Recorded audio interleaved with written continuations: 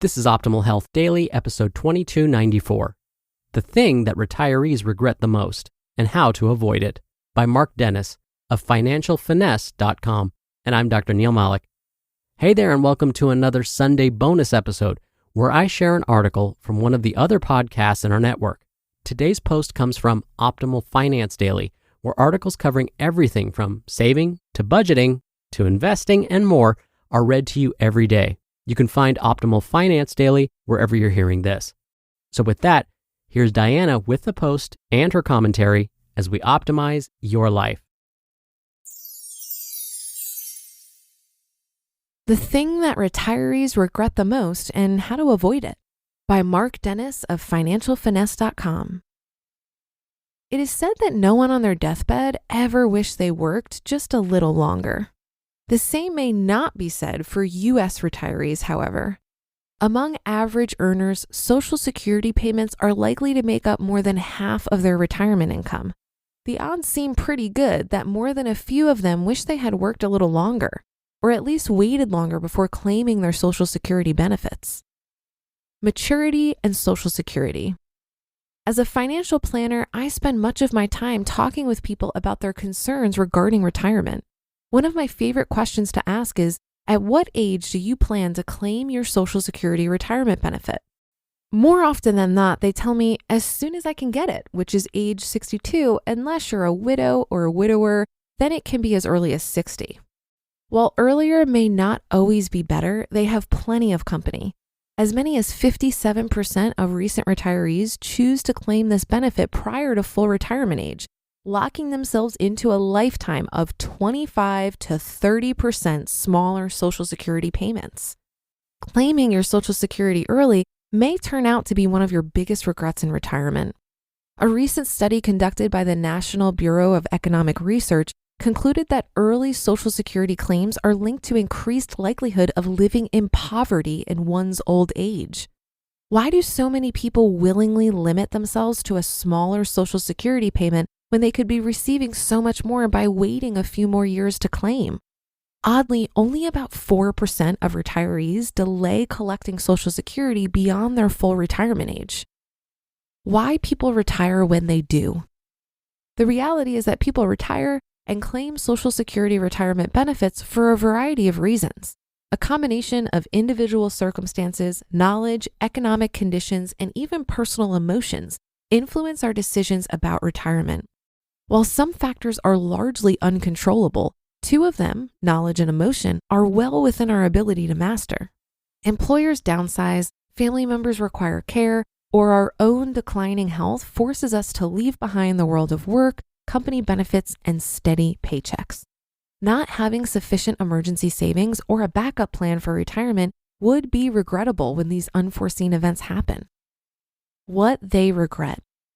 Our personal economics also can drive retirement decisions. Waiting too late to contribute to a retirement plan can lead us to regret working longer than we expected, hoping our health holds out long enough to catch up, and really regretting things if our health falters. Or carrying large amounts of debt for many years can drag down our ability to save and invest, leading to more retirement regret. The combination of what we do or don't know about retirement can shape our decisions. For example, everyone knows the typical retirement age is 65, right? Or is it 62? Not so fast. The Social Security retirement age for full unreduced benefits has changed. Depending upon your birth year, it may be as late as 67. Accordingly, the age at which you claim Social Security can make a significant difference on your retirement lifestyle. Getting in touch with your emotions. As you might imagine, emotions, positive and negative, also play a role in making regret-free retirement decisions. For example, the mere fact that Social Security is available at age 62, though reduced by 25 to 30%, can influence how we feel about working at that point. Work may suddenly seem optional. We now have a guaranteed way to receive money without working, which appears to encourage earlier retirement. As with most major decisions, though, letting our emotions be our primary retirement guide can lead to more regrets later. What if we do live to be 95 years old, like the folks at livingto100.com recently suggested? Do I want to be stuck with the smallest possible Social Security check for 30 years? no regrets. The emotional or affective behavior aspect of retirement decisions has and continues to be of great interest to me. So much so that I made it the subject of my doctoral dissertation regarding the influence of emotional states upon Social Security retirement decisions. My own research concluded that a combination of both emotion and education can have a measurable effect upon when people choose to make important retirement decisions. What can you do to make the best decision for yourself? Fortunately, among the many factors that influence retirement, our knowledge and our emotions are two conditions over which we also have some individual levels of control. Among the many retirees whom I've counseled and guided over the years, those who eased most successfully into retirement, number one, made time to be as informed as possible, reading up on their own, consulting with trusted financial professionals, or utilizing their financial wellness benefits at work.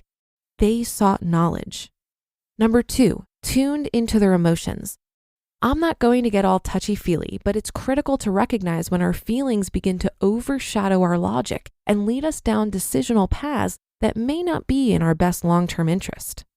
The American Psychological Association encourages people to consider their psychological portfolios along with their financial portfolios when preparing for retirement.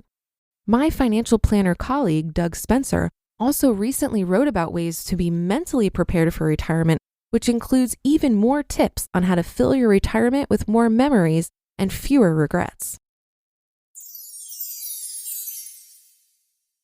You just listened to the post titled "The Thing That Retirees Regret the Most and How to Avoid It" by Mark Dennis of financialfinesse.com. Is hiring challenging? Yes. Do you love a challenge? Also yes. You need a hiring partner that can help you rise to the challenge. You need Indeed. Indeed is the hiring platform where you can attract, interview, and hire all in one place. Instead of spending hours on multiple job sites searching for candidates with the right skills, Indeed's a powerful hiring platform that can help you do it all. With Instant Match, over 80% of employers get quality candidates whose resume on Indeed matches their job description the moment they sponsor a job, according to Indeed Data US.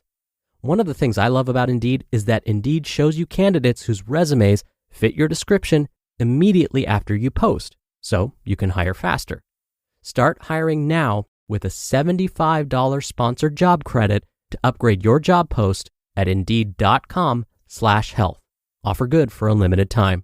Claim your $75 credit now at Indeed.com/health. Indeed.com/health. Terms and conditions apply. Need to hire? You need Indeed. ABC Friday. It just takes one great idea to change your life. Shark Tank returns for its 15th season. I didn't know I was going to cry right now. With new guest sharks, Jason Blum of Blumhouse, Michael Rubin of Fanatics, and Candace Nelson of Sprinkles Cupcakes. I'm going to make you an offer. On a scale of 1 to 10. I've never seen anything like this on Shark Tank. This season is a 15. I totally believe in you. Shark Tank premieres Friday on ABC and stream on Hulu. This article reminded me of what I learned when I was getting out of debt. Self-imposed restriction can be a freeing experience, while externally imposed restriction can be a nightmare. I wanted to learn how to live minimally on my own terms before it was forced on me due to loss of income or a health scare. And unfortunately, this article is a reminder of regrets that can come up later in life when we don't prepare for retirement. Retirement is the biggest expense of our lives, and it can be a rude awakening in your 50s and 60s to realize that you've set yourself up for externally imposed restriction in your retirement years. When you're young, you can choose to live below your means and save. When you're older, you may have backed yourself into a corner and be forced to live on less or work longer than you'd like, simply because you didn't save and invest for retirement. While retirement may seem so far away and you have so much time to figure it out, saving for retirement when you're young doesn't just have benefits when you're older. So for example, I'm going to be 34 this year and I've reached Coast-Fi. This means that if I don't contribute any more money to my retirement vehicles, there's enough in there that in 30 years, due to the magic of compound interest, I'll be able to retire comfortably. But I'm reaping the benefits of that right now. It's like I've unlocked this level of wealth building where I don't need to worry as much about saving. I just need to meet my yearly expenses until traditional retirement if I decide that's better for me than trying to reach FI earlier. There is simply less pressure, and that allowed me to take the foot off the gas on my income and leave my 9-to-5 job this year. I've been able to open up more time and space in my life now, while also ensuring that I've planned for my future. That should do it for another edition of Optimal Finance Daily. Have a great rest of your day, and I'll see you on the Wednesday show tomorrow, where your optimal life awaits.